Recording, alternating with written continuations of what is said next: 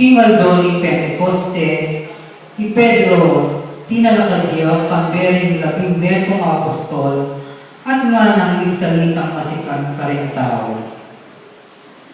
Digsaglang may magaling Israel, supad na mabalo, king masalang totoo, king iting Jesus, king pinakuyo king krus, king gewa ng Ginoo, at Kristo ni Diyos.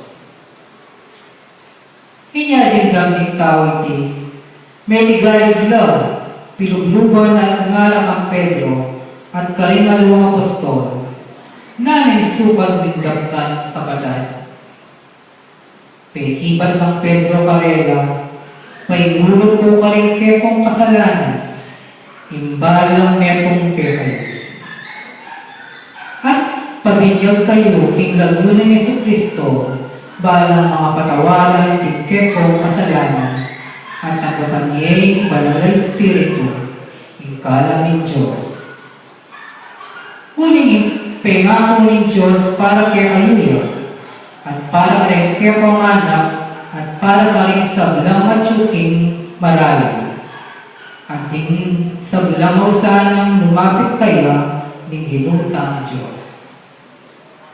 Migsali tayo pang malambat karelay Pedro, king kapamilatan ding mayaiwang mapapagmatuloy, at nga nang may mabiling iligtas yun yung kekong sarili, king parusang daratang kareng marokalari.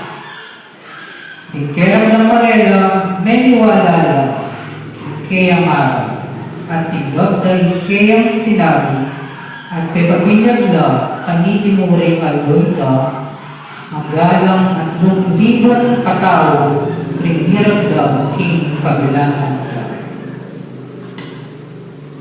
Aman, Pilipinas. Salamat po, Diyos.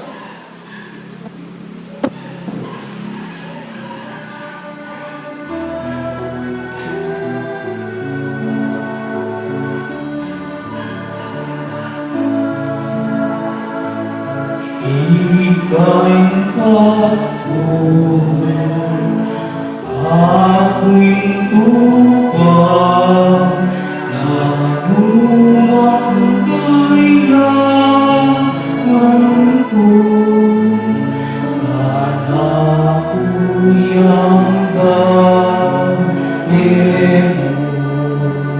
Itama po. Ika'y pastor, ako'y tupad, anumang kailangan ko, at ako'y ang bagay mo.